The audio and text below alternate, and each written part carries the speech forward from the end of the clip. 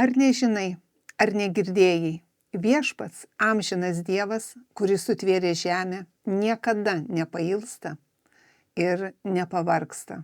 Jo išmintis amžina. Jis duoda pavargusiam jėgų ir bejėgį atgaivina. Net jaunuoliai pavargsta ir jauni vyrai krinta išsekę, bet tie, kurie laukia viešpaties, įgauna naujų jėgų, jie pakils ant sparnų, kaip ereliai, bėgs ir nepavargs, eis ir nepails. Šiandien noriu su jumis dalintis šitą nuostabę Dievo žodžio eilute, kaip mums šiandien būti tiem, kurie nepailsta ir nepavargsta. Ir iš kur gauti jėgų nepavargti ir nepailsti. O viešpats ir sako prieš tai eilutėje, kad apie viešpatį apibūdina, koks jis yra, kad ar nežinai, ar negirdėjai, žmogaus klausia. Šiandien tavęs viešpats klausia, ar tu žinai, ar girdėjai, koks tavo viešpats, kuris viską sutvėrė, žemę ir dangų sutvėrė.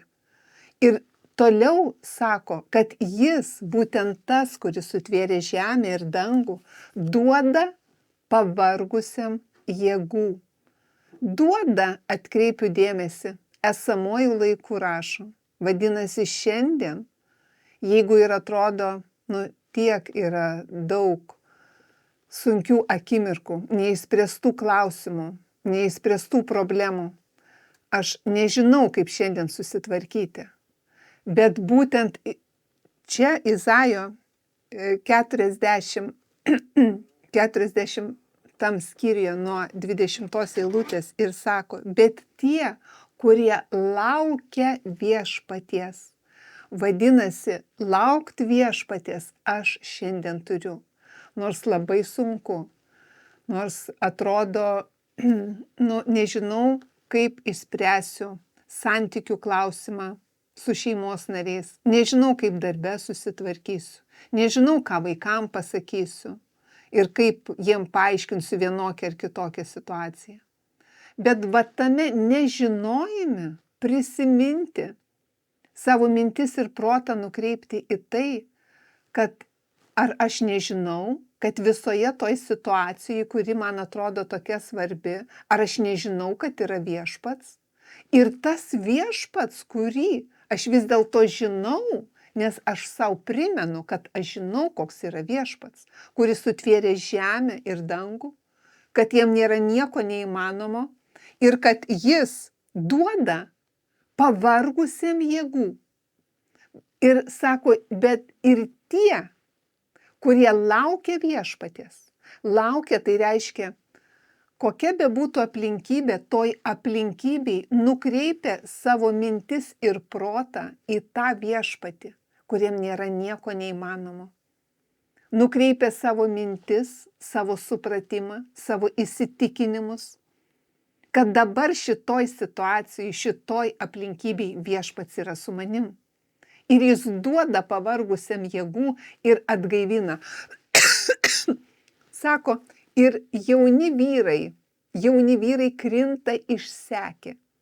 Vadinasi, akivaizdu, kad žemėje mes gyvendami savo gyvenimus tikrai galim išsekti. Tiek sveikatoj, tiek santykiuose, tiek emociniai sveikatoj. Taip, nemokam atleisti. Ar atrodo esame skaudinti, ar esam neįvertinti, bet toj aplinkybei neužsibūti, bet nukreipti savo mintis į tą, į ką aš laukiu, į ką aš žiūriu. Nes dar kitoj vietoj yra taip paaiškinta, kad į tai, ką tu žiūri, to daugėja. Taigi nesikoncentruoti aplinkybėse, sunkiose aplinkybėse, taip, ir ne ten kastis, bet nukreipti vidinę savo mintį, vidinę savo protą, su visu atkaklumu žiūrėti į viešpatį, kuriam yra viskas įmanoma, suvokiant, kad jis yra šiandien su manim ir duoda man jėgų. Ir tai yra tiesa. Jis sako, duoda pavargusiam jėgų. Ir tai yra garantija, tai yra įtvirtinimas. Tai yra Dievo žodžiai, kurie negrįžta tušti, kaip mes žinome, bet atlieka darbą tiems, kam yra siunčiami. Jeigu to žodžius aš kalbu savo, vadinasi, tie žodžiai yra man ir tie žodžiai mane atgaivina. Vat aš pasidalinsiu savo asmeniniu pavyzdžiu. Vat ne per seniausiai, kas žiūrite Agapė Bonum laidas, jūs žinote, vat buvo man aki problema, taip? O vat šią savaitę vėl ta pati problema. Ir vat nusimsiu akinius, gal be akinių labiau matysis, kad vat su viena akim vėl šią savaitę ta pati istorija. Ir vėl man keliasi mėžis ant akies, ir vėl akis tinsta.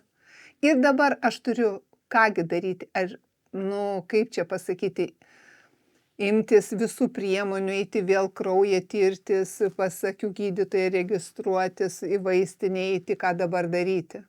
Ar pasiimti, kaip Viešpats sako, imkitės visų Dievo ginklų, kad piktą dieną galėtum atstovėti.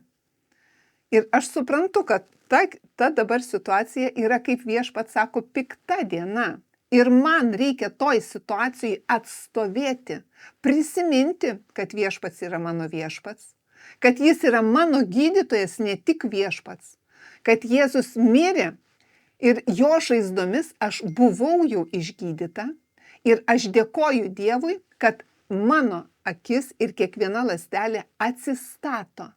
Ir jeigu matote, šiandien nėra tokio akivaizdaus požymio sutrikimo akies, taip, nes aš 3 dienas nuo ryto iki vakaro dėjau šiltą kompresą.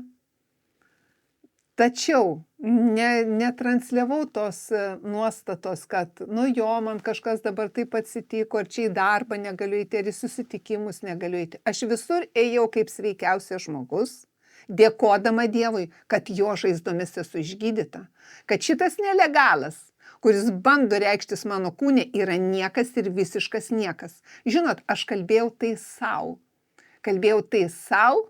Žinodama, kad kalbu tiesą. Aplinkybė aš matau, kokia yra. Aplinkybė aš matau. Problema veido srity, akyje ir tas yra akivaizdu. Bet aš žinau tiesą. Ir ta tiesa yra daugiau už tą aplinkybę. Ir aš žinau, kad mano Viešpats tas, kaip ir Izaijo 40 rašo, kad mano amžinas Dievas, kuris sutvėrė žemę, niekada nepailsta ir jis veikia mano gyvenime. Jis niekada nepailsta ir nepavargsta. Ir jis duoda pavargusiam jėgų. Ir aš dėkojau, kaip ir kiekvieną dieną dėkojau, bet tas 3 dienas dar daugiau dėkojau Dievui, kad jo žaizdomis esu išgydyta, kad jis duoda man pavargusiai jėgų, nepasiduoti. Tų jėgų jis man duoda. Tai žinot, jeigu yra problema kažkokia situacija, ką reikia daryti, žmonės klausia. Žinot, ką daryti? Daugiau žodžių Dievo. Daugiau naudokite Dievo žodžių savo. Tai reiškia, kad jais dar labiau tikėtumėt. Tai vadinasi, kad tam tikra aplinkybė neišmuštų jūsų iš pusiausvyros. Tai reiškia, ne aplinkybė tą pūsti ir apie tai diskutuoti, o dauginti būtent tomis dienomis, kuo daugiau Dievo žodžių naudoti. Tai be abejo, aš laikiau tą karštą kompresą ir nuolat dėkojau Dievui, kad jo žaizdomis aš esu išgydyta, kad mano ląstelės atstatytos, kad mano kūnas yra Kristaus šventykla ir kad pats Kristus gyvena manyje, kad jo žaizdomis aš esu išgydyta. Ir žinot, kiek tai dariau? Nuolat ir pastoviai. Tai reiškia, jeigu atsiranda iššūkis ar problema, mes jį nugalim kaip Efeziečiams laiške 6 skyriuje ir sako, kuo? Dievo žodžiu, tikėjimu, sako, pasiimkite tikėjimo skydą, su kuriuo užgesinsite visas piktojo strėles. Taigi, linkiu nuolat mums pastoviai. Jeigu yra kažkokia aplinkybė, ar sveikatos, ar nerimo dėl ateities, ar baimės, ar neužtikrintumo, tą situaciją, tą mintį, tą aplinkybę keisti tik Dievo žodžiu. fokusuoti savo dėmesį, laukti viešpaties, lauk viešpaties. Nes tie, kurie laukia viešpaties, viešpats pažada, kad jeigu tu lauki viešpaties, vadinasi, nukreipi savo mintis ir dėmesį į viešpatį, tu įgauni naujų jėgų. Ir tu pakyli ant sparnų kaip erelis. Viešpats lyginamos su ereliu. Erelis, kuris pakyla nuo žemės, man atrodo, 10 000 kilometrų link saulės. Pakyla, kyla į šviesą. Tai reiškia, viešpats ir sako, kad tu pakyli ant sparnų kaip erelis. Ir bėgi ir nepailsti, eini ir nepavargsti. Va tokį mus mato viešpats. Todėl aš tapatinuosi su viešpačiu savo mintimis, savo protu, savo kalba ir savo elgesiu. Tai reiškia, suprantu ir netransliuoju ne dėl to, kad čia meluoju kitiem, bet todėl, kad aš gyvenu tikėjimu. Ir kas pas mane teiraujasi, ar darbe, ar namie, kažkas atsitiko, kas atsitiko su akim. Aš sakau, nieko neatsitiko, nieko tokio blogo neatsitiko, ką reikėtų tau žinoti. Yra nelegalas, kuris naikinamas ir nyksta iš mano švento kūno. Va taip aš atsakau. Ir namie, ir darbe, ir jeigu su kažkuo susitinku gatvėje, kažkas atsitiko, pavyzdžiui, kaip su to miežiu. Su nieko neatsitiko. Jis tiesiog artimiausiu metu išnyks. Tas, kas reiškiasi, tas, kas matosi mano kūne, sakau, artimiausiu metu išnyks. Ir kiekvieną kartą, kai einu miegoti, dėkoju viešpačiui, kad iš ryto atsikeliu visiškoj sveikatoj ir išgydyta. Vat nuolat dėkoju taip Dievui. Taip. Ir jum linkiu tai daryti. Tai reiškia nepasiduoti nerimui, baimiai ir abejonėm, arba tai, ką mato jūsų akis, bet pasilikti, pildantis, laukiant viešpaties, fokusuojant savo dėmesį į viešpatį, į kurį fokusuojantis, būtent viešpats suteikia jums jau naujų jėgų. Nes viešpats suteikia man jo naujų jėgų, kiekvienam, kuris tiki, viešpats suteikia naujų jėgų. Tegu šita žinia, šitas Dievo žodis iš naujo skamba jūsų širdise, kad viešpaties laukimas, tai reiškia įsitikinimas, laukimas gero, mus pakelia kaip erelius ant sparnų, kurie eina nepavargsta ir bėga ir nepailsta. Tai esame mes, tai esate jūs, gerbėmieji, kiekvienas, kuris pasitiki viešpačiu.